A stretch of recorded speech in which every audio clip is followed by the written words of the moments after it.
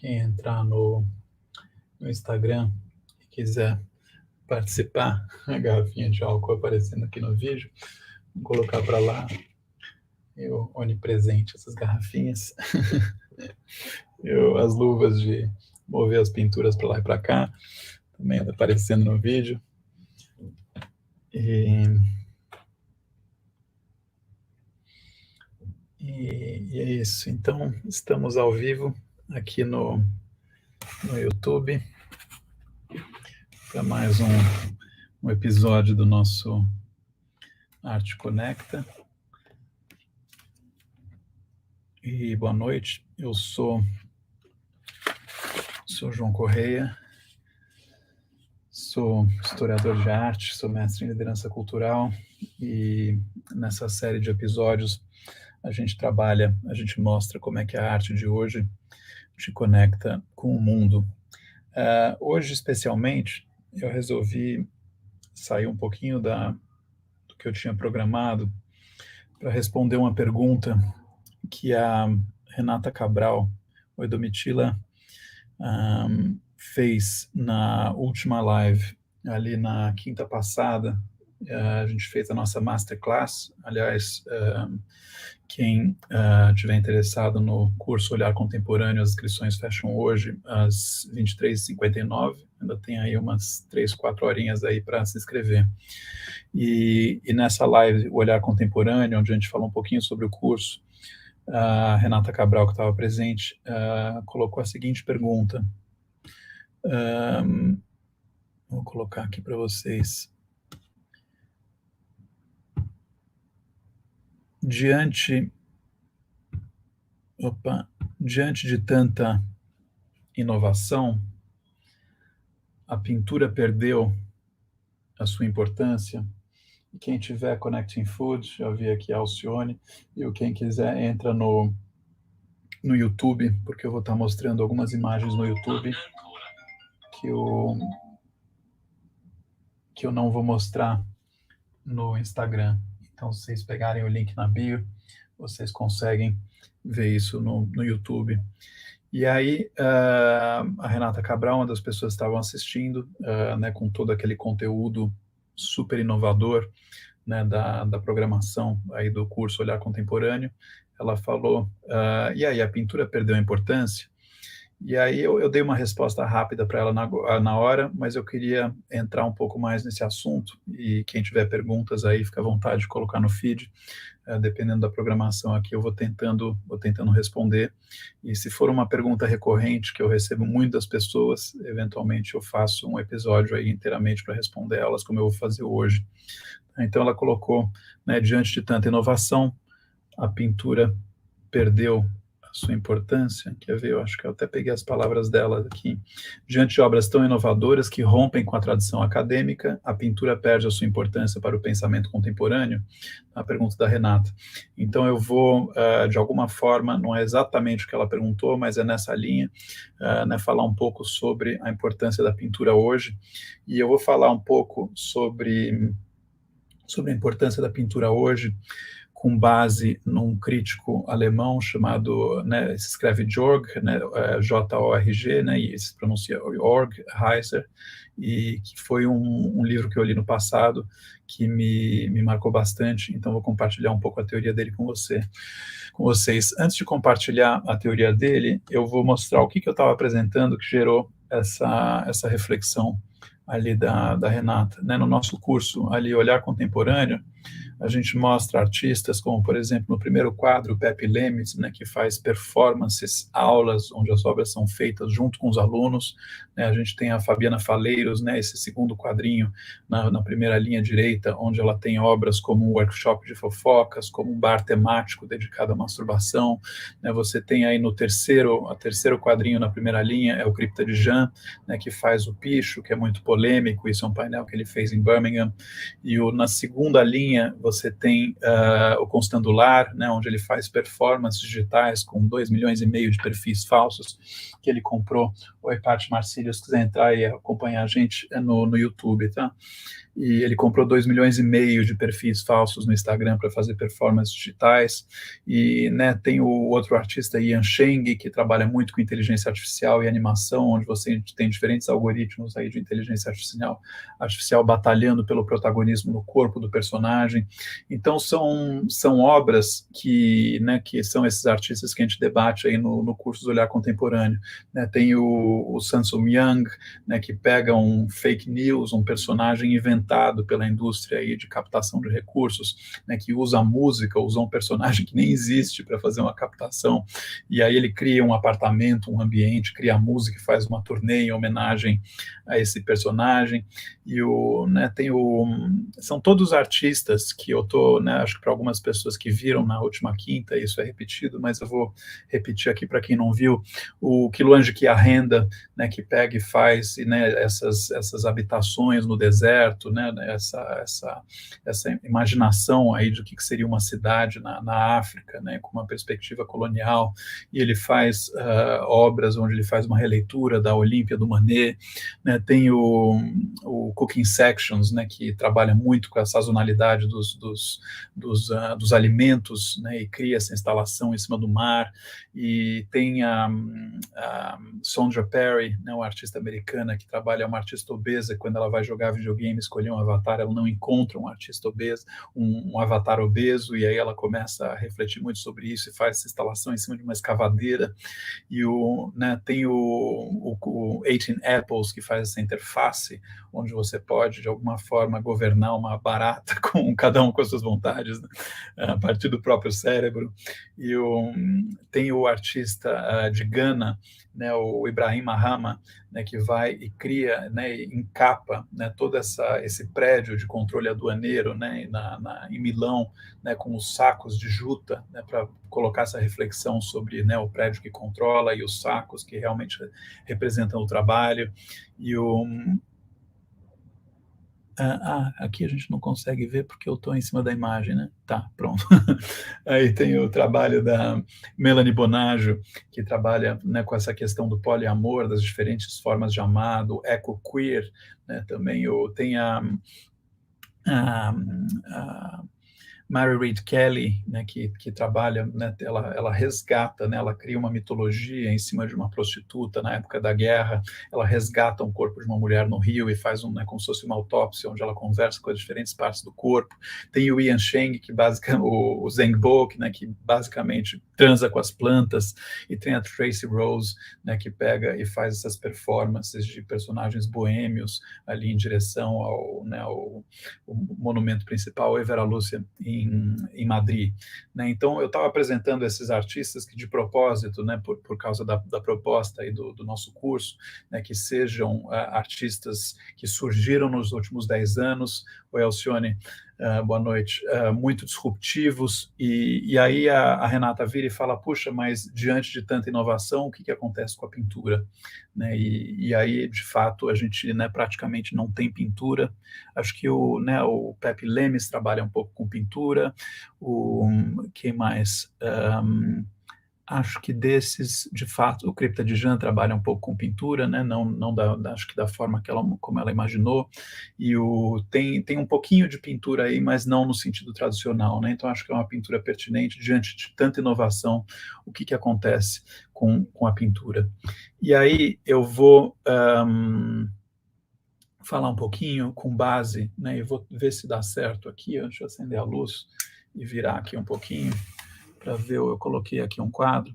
Vamos ver se a gente consegue usar para eu explicar um pouquinho esse conceito, tá? Então, vocês conseguem ver aí? Esse crítico ele chama, né, Georg Heiser,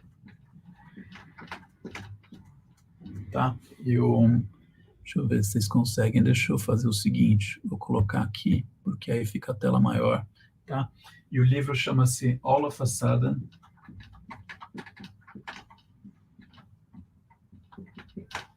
Things That Matter in Contemporary Art.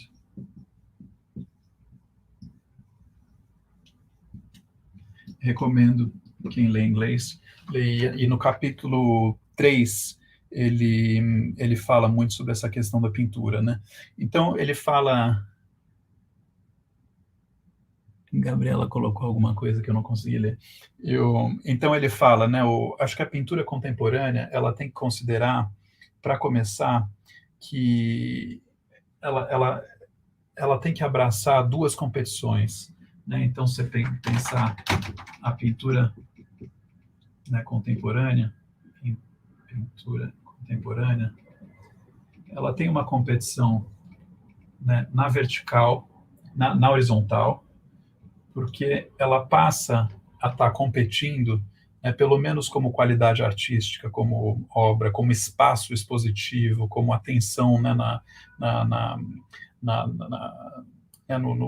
atenção dos observadores, do pessoal que vai em museus. Ela está competindo com vídeo, ela está competindo com performance, ela está competindo com banners, ela está competindo com todo um universo de suportes que ela não tinha que competir no passado. E se ela estiver inocente disso, né, se o artista que estiver produzindo isso estiver inocente, né, e não lidar com a presença de todas as outras coisas, ele passa por amador. Tá? Então, a pintura não perdeu a importância, ela tem importância, mas ela tem que ter em mente que tem todo um número novo de linguagens que não tinha no passado, e que ela tem que existir nesse horizonte de um monte de outros tipos de linguagem. Não é que nem no passado, onde era basicamente pintura, escultura, arquitetura. Tá? Não era... e ainda mais hoje que você tem arte digital, você tem um monte de, né, todas essas coisas que eu mostrei ali no curso do Olhar Contemporâneo.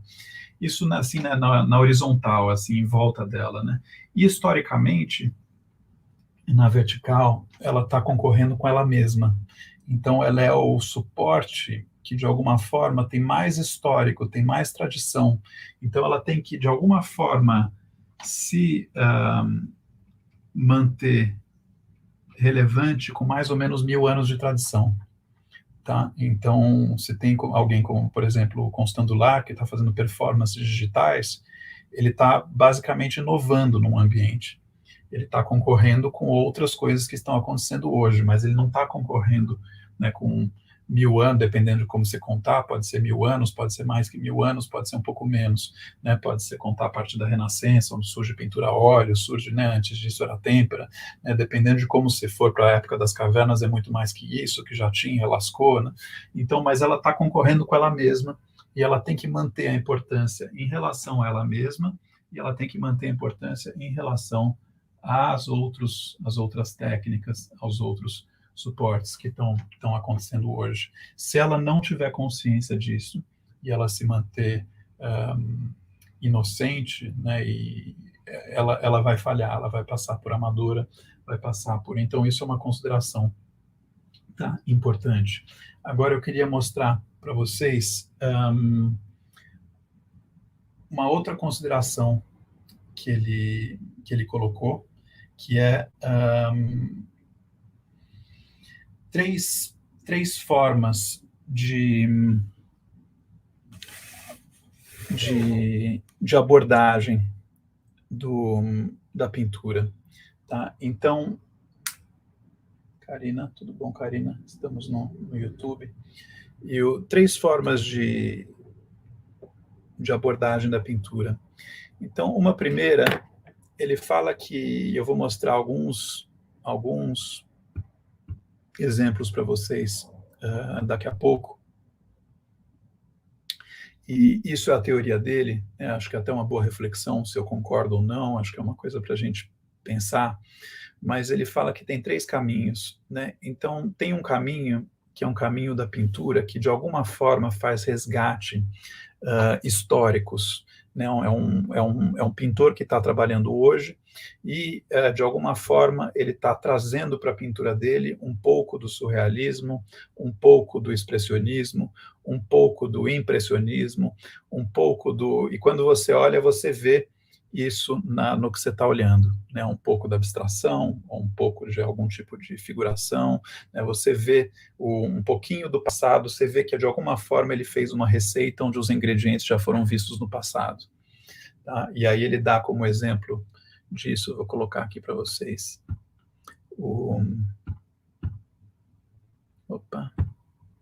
ele dá como exemplo disso o Sigmar Polk. Tá? Você olha o Sigmar Polk, você vê um pouquinho de cartoon, você vê um pouquinho de renascença alemã, você vê um pouquinho de pop, você vê um pouquinho de, né, talvez um pouquinho de surrealismo, você olha, você reconhece, e o próprio artista, quando ele fala, né, eu acumulo tudo. Né? Então ele pega e vai juntando essas referências e olha, isso é um duelo de gigantes aqui, porque a gente está falando, né, o Sigmar Polk é um artista de extrema importância e o Orgheiser é um artista que é um crítico que é editor da revista Frieze, que é uma revista de arte importante internacionalmente, dos fundadores da Frieze, daquela feira de arte em Londres e tal. Então é um duelo de gigantes, e aí que a gente começa a entrar numa parte assim mais filosófica, né, bem avançada da arte, né, onde a qualidade não é mais uma questão, o que conta é um pouco esse posicionamento em relação à história da arte, em relação à filosofia da arte, ao que está acontecendo no mundo, e aí ele fala, né, se você precisa recorrer a coisas que aconteceram no passado para dar um recado no presente, isso é um tipo de morte. Por que você teria que fazer referência ao passado para falar do presente? É porque não tem assunto novo no presente que você possa tratar de uma maneira original. Então ele, né, e ele é um cara que eu gosto, é um cara que eu acho ele interessante, porque ele tem coragem de criticar. A gente não vê muita crítica hoje, né? A gente teve até um debate recentemente entre críticos em Nova York, onde eles falavam qual que é o papel da crítica de arte na época do cancelamento. Né? Em geral, o crítico podia falar isso é ruim ou isso é bom, mas hoje, se ele falar isso é ruim, isso é bom, ele é cancelado. Então, e esse cara, o Orgheiser, ele tem essa coragem de falar, olha, o Sigmar Polk, ele faz uma compilação de coisas do passado, artistas que seguem essa trilha, para mim, é um tipo de, é uma maneira de dizer que a pintura não tem mais importância, que ela está morta. Se ela tivesse importância, ela estaria fazendo alguma coisa nova e não olhando para trás. Tá? Não sei se vocês concordam ou não, quem quiser colocar os comentários aí no YouTube, tô curioso para saber. Marco Orlando, Sagui, seja bem-vindo, estamos no YouTube. Pati, estamos no YouTube. Então, é uma colocação dele, tá? Aí, vamos para a segunda colocação dele. A segunda, ele fala que tem um outro tipo de postura, onde você olha para a pintura e você traz as problemáticas que não fazem parte da pintura, que fazem parte do ativismo, da arte de rua, do diálogo com os monumentos históricos. Você traz outros desafios que não fazem parte da pintura para debatê-los dentro da pintura. Tá? E aqui ele cita como exemplo, e eu estou transferindo assim um argumento dele para vocês, que é polêmico, a gente pode estender juntos depois, separadamente, mas ele traz o Daniel Buren, né, artista incrível, vou colocar aqui né, para vocês poderem ver grande, onde essa relação entre a arte e os monumentos históricos, você vê nessa intervenção que ele faz na praça, né, a convite do ministro da Cultura, acho que era o Jack Lang, que estava na época, deixa eu olhar aqui quem que era,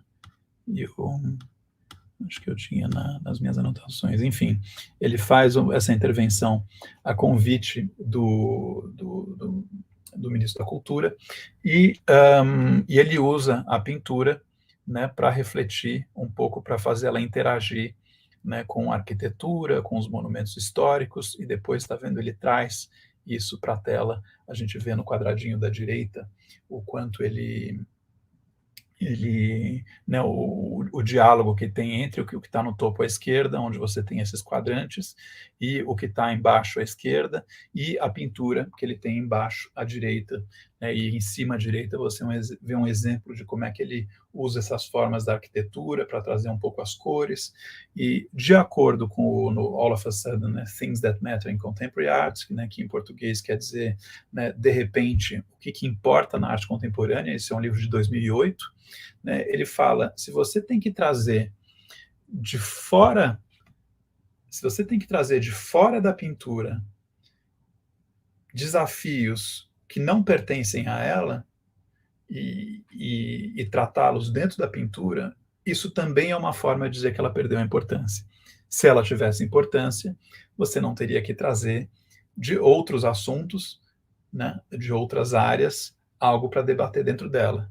Né? Se você traz, né, sei lá, da política, algo para debater na culinária, se você traz da arquitetura, algo para debater na dança, né, é claro que você tem essa interdisciplinaridade que pode ser interessante e tudo, mas o argumento dela é que não é um assunto próprio de dentro da pintura, que você está importando debates de fora da pintura para manter a pintura viva. Ele fala, isso também é uma forma de dizer que ela está morta. Se ela estivesse viva, ela ia ter os próprios assuntos para serem alimentados. E aí ele fala de um terceiro caminho, que não é como o primeiro caminho, onde você, né, de alguma forma, resgata o passado, não é como o segundo caminho, onde você, de alguma forma, importa problemáticas de outros campos da arte para tratar eles dentro da pintura. Ele fala de um terceiro caminho, onde você usa a pintura para tratar dos próprios desafios da pintura. Tá? E quais são os desafios da pintura? Ele fala, né, por exemplo, manter a sua importância dentro de um eixo que de um lado tem a figuração, de outro lado tem a abstração. Ele fala, Posso, Vera? Peraí. É até difícil, aquelas coisas bem alemães. Tá? E o livro chama-se All of a Sudden, Things That Matter in Contemporary Art. É um livro de 2008. O livro inteiro é bom, mas esse capítulo eu acabo me referindo bastante a ele, porque a pintura é um assunto, né, que interessa muitas pessoas. Então ele fala, né, se você está entre o original e a réplica, se você está entre a figuração e a abstração, e você está tentando se manter relevante entre esses dois, né, onde a gente tem uma história forte de abstração e também tem agora muita reprodução, todo mundo tem um telefone, todo mundo é fotógrafo e tudo, como é que você se mantém relevante nisso? Você mostrar esse drama, esse desafio na tela, você estar usando a pintura para explicar os desafios dela mesma, e ele coloca aqui como exemplo o Gerhard Richter. Tá? Então você vê, né, quando ele vai e faz essa representação de 11 de setembro, embaixo à esquerda, né, que ele está perto, está uma figuração que está entrando um pouco na abstração, onde ele tenta transmitir o sentimento mais do que a nossa leitura, né, do que a gente está vendo, né, dos prédios e tudo, ele tenta, né, esse sentimento de caos. Né, ou onde ele pega embaixo à direita, né, onde ele vai, ele passa, ele tem umas espécies de espátulas gigantes, né, de pranchas, onde ele passa, né, e vai brincando com isso, com essa mistura entre performance e abstração, né, quando ele pega e começa a trazer para a pintura esses desafios, é uma forma legítima de manter a pintura viva, porque você está usando a pintura para debater a própria pintura. Tá? Isso são palavras, entre várias outras coisas que ele diz no livro. Tá? Então, acho que isso é uma reflexão interessante, porque é muito fácil, acho que para o pintor hoje, sair pintando e às vezes não parar é uma das primeiras coisas que eu pergunto, né, quando um pintor, tem alguns artistas que eu oriento e eles me procuram, eles falam, eu faço pintura, e eu falo, poxa, que bacana, gostaria de entender como é que você percebe a importância da pintura no século XXI, né, porque eu já tenho essa coisa na cabeça. E se ele não tiver pensado sobre isso, ele passa por por inocente, por naive. Ele, né, quando você pergunta para um pintor profissional, ele refletiu sobre essas questões. Tá? Então, acho que ajuda a pensar tanto quem aprecia como quem produz. Esses exemplos, eu queria colocar aqui, acho que já estamos, a ideia é que a gente fique meia hora, já estamos nos 28 minutos, então não vou me estender muito. Esses exemplos, eles são exemplos de... O Gerhard Richter tem 89 anos, tá? Ele é de 1932. O Daniel Buren é de 1938, ele tem 83 anos. E o Polk é falecido, né? Ele é de 1941 e seria o mais jovem dos três. Se ele estivesse vivo, teria 80, 81 anos. Tá? Então, eles já são artistas mais ou menos assim da geração ali, né, dos nossos avós. Né, um pouquinho mais novo, um pouquinho mais novos aí do que a minha avó, que faleceu 2 anos atrás, teria. Por que eu estou falando isso? Né? Porque parte da nossa proposta aqui é mostrar como é que a arte de hoje te conecta com o mundo, e isso, se houver interesse, acho que pode ser um outro tema aí para a gente discutir. Eu vou... para a gente entender a arte de hoje, às vezes é útil a gente fazer um pouco o que os curadores chamam, né, de uma genealogia. Né? O que é uma genealogia, né, da arte contemporânea, do que a gente está vendo? Assim como as pessoas têm pais e avós, as ideias e as produções artísticas têm pais e avós. Né? Quando você olha para Ernesto Neto, você vê que é um pouco a inspiração dele no Elliott Sick. Né? Quando você olha Philippe Cohen, você vê um pouco de Valtércio Caldas. Quando você for para a música, você olha Steven Tyler, você vê Janis Joplin. E esses artistas são interessantes porque eles estão nessa, né, há 2 gerações, há 3 gerações, né, dos artistas que estão trabalhando hoje. Então, eles estão ali nessa árvore genealógica, né, cultural, para a gente entender o que está acontecendo hoje. A proposta da Arca, do nosso curso, é pegar os artistas mais da nossa geração, aí o pessoal que está com 35, 40, 45 anos hoje, né, isso, aí tem vários critérios da nossa curadoria de conteúdo. Artistas surgiram nos últimos 10 anos, porque quando eles surgem nos últimos 10 anos, eles estão realmente, né, com o dedo na ferida ali, do ponto de vista tanto de forma como de conteúdo. Né? Então, esses artistas, eles já não são, né, eles são os avós, aí são assim, os mais caros, os mais reconhecidos. O Gerhard Richter está número 1 de várias listas aí de importâncias, né, mas é diferente de um artista que surgiu nos últimos 10 anos. Tem um conceito que eu aprendi com o Michael Craig Martin, né, que foi um grande artista inglês que viveu 2 movimentos importantes na década de 60 e na década de 90, e ele fala, o artista, quando ele entra na cena, é como se ele levasse consigo uma foto do contexto. Né? Então, você vê um pouco a foto do contexto, né, no que esses 3 artistas fazem. E a ideia é pegar a geração seguinte, né, e a geração seguinte são esses artistas que 2 gerações depois, né, são esses artistas aqui do nosso curso, o Olhar Contemporâneo, porque aí, como eu expliquei na última quinta, é o equivalente a você estar, né, estudando Cézanne na época que ele surgiu, e não aqueles que surgiram antes e estavam trabalhando com o passado. Mas acabei me estendendo. A nossa proposta aqui, a arte de hoje te conecta com o mundo. Hoje nós abordamos ela a partir de uma pergunta da Renata Cabral. Nem sei se ela está aqui, se ela não estiver, espero que ela assista, porque eu preparei isso inspirado aí na pergunta dela. E é isso. Espero que vocês tenham aproveitado. Se vocês tiverem alguma dúvida, algum comentário, mandem para nós. A Flávia Conrado chegou, estamos no YouTube, Flávia, e isso vai ficar gravado. Quem tiver interesse, entrou aqui Rebeca também.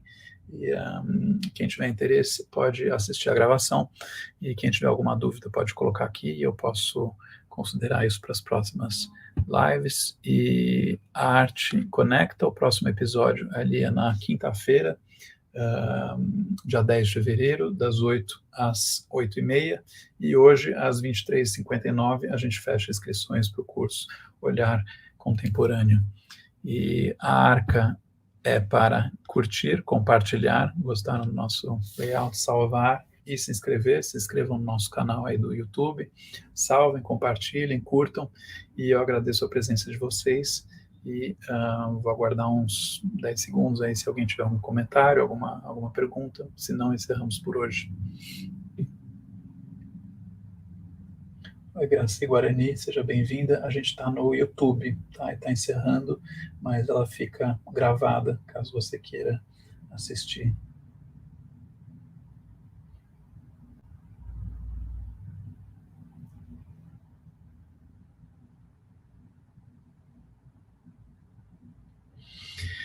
Então é isso, gente. Espero que vocês tenham aproveitado. Agradeço. Obrigado, Karina. Obrigado aí pelo entusiasmo. E quinta-feira, às 8, estaremos de volta aí com a nossa programação. Até mais. Boa noite a todos.